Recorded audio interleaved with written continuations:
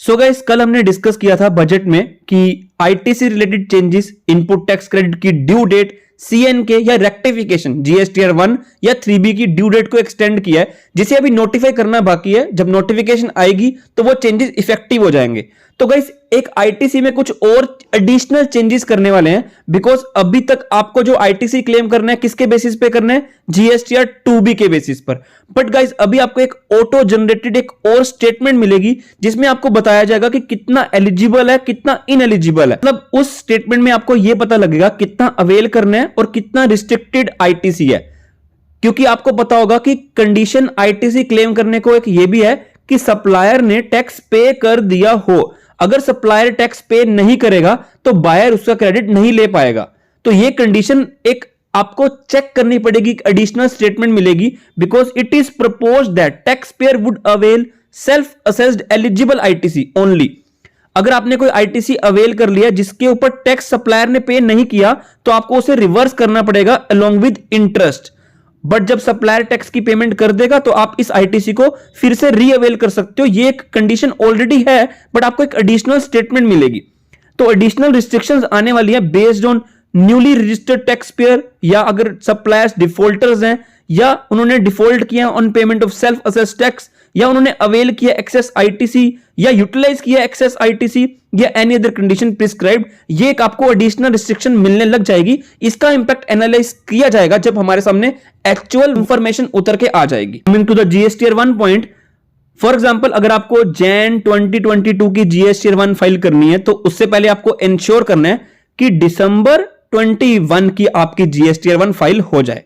Restriction लगा दिया कि आप सब्सिक्वेंट जीएसटीआर 1 फाइल नहीं कर सकते जब तक प्रीवियस जीएसटीआर 1 फाइल नहीं होगी। With effect from 1 Jain 2022 tax payers were restricted. पहले कंडीशन क्या आई थी, एक सिर्फ कि आप जीएसटीआर 1 फाइल नहीं कर पाओगे इफ प्रीवियस पीरियड जीएसटीआर 3बी was not filed. Tax payers were restricted to file GSTR 1 if previous period 3बी वाज नॉट फाइल्ड। अभी एक इन्होंने जीएसटीआर 1 में भी चेंज किया। यही बात 3बी की रही। 3बी में भी guys mandatory filing of GSTR 1 of current tax period. अभी तक क्या कंडीशन है, restriction was limited to mandatory filing GSTR 3बी ऑफ प्रीवियस टैक्स पीरियड। अगर आपको जैन 2022 की 3बी फाइल करनी है तो पहले दिसंबर 21 की 3बी फाइल करनी होगी। बट अभी क्या किया है, provide for filing of current period GSTR 1। Jain 2022 की अगर आपको 3बी फाइल करनी है तो सबसे पहले जीएसटीआर 1 फाइल करो as a condition for furnishing 3बी। 3बी से पहले आपको करंट पीरियड की जैन 2022 की आपको जीएसटीआर 1 फाइल करनी पड़ेगी जैन 2022 की। मतलब पहले सिर्फ थी अगर आपको जैन 2022 की 3बी फाइल करनी है तो आपको पहले दिसंबर की फाइल करनी पड़ेगी। बट अभी क्या किया इन्होंने, दिसंबर की तो 3बी फाइल करनी है तो जैन की पहले आपको जीएसटीआर 1 भी फाइल करनी है, तब आपको जाकर 3बी फाइल करने का ऑप्शन मिलेगा जैन की। ये एक चेंज किया है।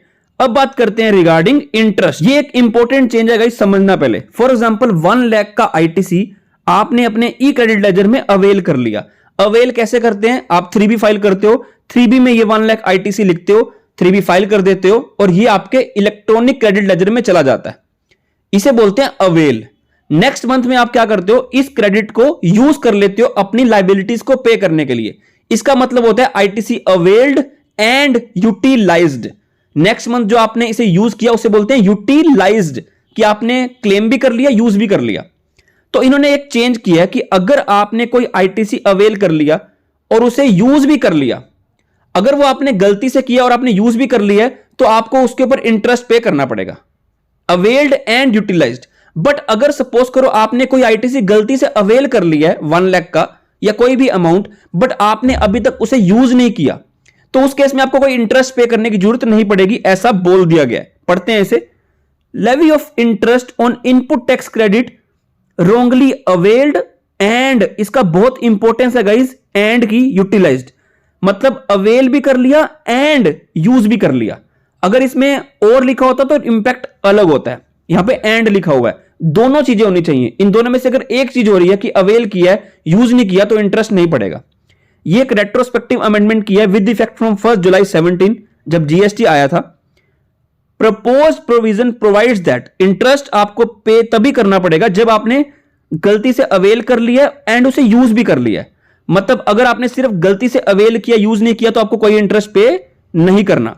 और कितना परसेंट इंटरेस्ट पे करना पड़ेगा, 18% पे, बट गवर्नमेंट इसको इंक्रीज कर सकती है up to 24% by way of a notification. Presently, the revenue authorities typically demand interest at the rate 24% on interest-related demands. Further, interest is demanded even on wrong availment of ITC. अभी तक क्या हो रहा था, अगर आपने यूज नहीं भी किया, अगर गलती से सिर्फ अवेल किया, यूज नहीं किया, तब भी आईटीसी मांगा जा रहा था, वो भी 24% पे, बट इसे अभी चेंज कर दिया है। बट वन पॉइंट जो आप सभी पूछोगे, जिन्होंने ऑलरेडी इंटरेस्ट पे कर दिया है तो क्या उनको कुछ रिफंड मिलेगा, तो इसके बारे में कुछ भी नहीं बताया गया।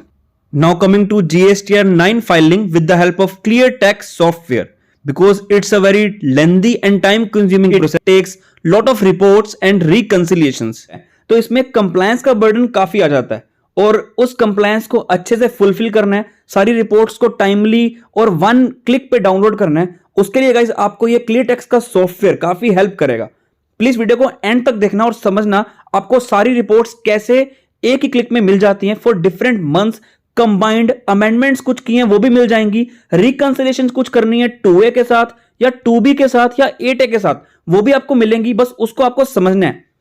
आपको ClearTax के इस सॉफ्टवेयर का लिंक डिस्क्रिप्शन बॉक्स में मिल जाएगा, जाकर आप क्लिक करो, अपना डेमो शेड्यूल करो, आपको सारा एक्सप्लेन किया जाएगा। बिकॉज आपको फाइलिंग में काफी सारी रिपोर्ट्स लगती हैं और अगर आप पोर्टल से वो डाउनलोड करोगे तो आपको कोई भी रिपोर्ट ऐसे कंबाइंड नहीं मिलने वाली।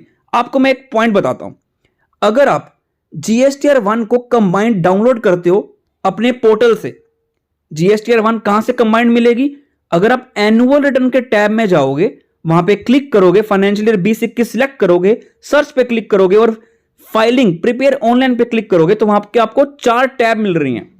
वहां पे आपको मिल रहा है combined GSTR 1, but let me tell you guys, उस कंबाइंड GSTR 1 में अमेंडमेंट्स कैप्चर नहीं हो रही हैं। सर क्या बात बोल दी, आप दोबारा बोलो।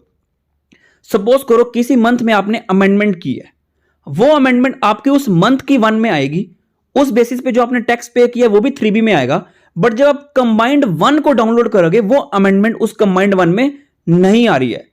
तो इसलिए बेटर यही है, तो आप इस टूल को जब यूज करोगे, यहां पर आपको वो सारे डिफरेंसेस अमेंडमेंट्स के बकायदा मंथ वाइज दिखाएगा। तो आपको बेसिकली क्लिक करना है लिंक पे जो आपको डिस्क्रिप्शन बॉक्स में मिलेगा और डेमो शेड्यूल करना है। तो प्लीज अगर आपको कुछ भी फीचर में कोई डाउट हो वो भी आप कमेंट बॉक्स में पूछ सकते हो, ClearTax की टीम आपका डेफिनेटली सॉल्यूशन आपको प्रोवाइड करेगी।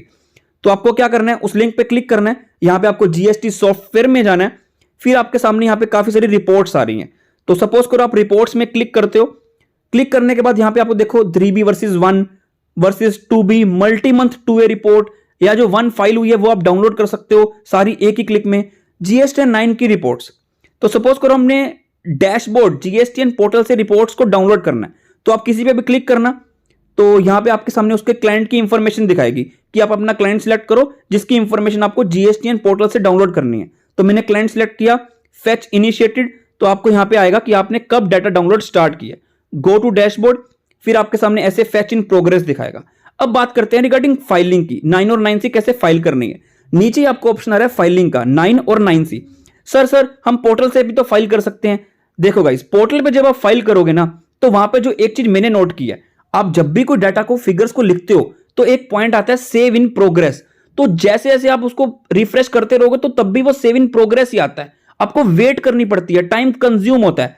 इसमें क्या बेनिफिट है, एक तो आपको यह नहीं बताएगा कि डाटा सेशन एक्सपायर्ड हो चुका है, सेव इन प्रोग्रेस की कोई टेंशन नहीं है। तो फाइलिंग यहां से करोगे तो काफी बेनिफिट मिलेगा। 9 और 9C पे क्लिक करो, यहां पर आपको दिखाएगा कि हाँ आपको प्रोसीड टू 9 पे जाना है। रिपोर्ट्स के बारे में बताएगा, यहां पे आपको table 8A, because at the end आपको जो नोटिस आएगा GSTR 9 का कंपैरेटिव विद किसके आएगा, टेबल 8A के साथ, बिकॉज टेबल 8 ही है जिससे कंपैरिजन होगा कि आपने 3B में कितना लिया, पिछले साल कितने लिया था, इस साल का नेक्स्ट ईयर कितना लिया है, और 8D अगर नेगेटिव आएगा वो ट्रिगर पॉइंट है कि आपको नोटिस भेजा जाएगा। तो आप वो यहां से डाउनलोड कर सकते हो अच्छे से, मल्टी मंथ की रिपोर्ट आपको मिल जाएगी और कंपैरिजन भी मिल जाएगा। अब बात करते हैं मैचिंग टूल की। आपको मैचिंग पे क्लिक करना है, यहां पर आपको देखो कितने सारे मैचिंग टूल मिल रहे हैं, 9 का विद 8A या परचेज रिपोर्ट या 2B वर्सेस परचेज रिपोर्ट, सारे आप यहां पे जाके मैचिंग टूल से काम कर सकते हो और ये आपको काफी हेल्प करेगा गाइस। इसका गाइस आपको लिंक, इस सॉफ्टवेयर का लिंक आपको डिस्क्रिप्शन बॉक्स में मिल जाएगा, जाके क्लिक करो, डेमो शेड्यूल करो और मौके का फायदा उठाओ और अपनी रिटर्न्स को टाइमली और इजीली फाइल करो। आई बिलीव आपको वीडियो काफी रेलेवेंट लगी होगी। वीडियो में कुछ भी चलेगा तो लाइक शेयर कमेंट करना मत भूलना। Till then good bye.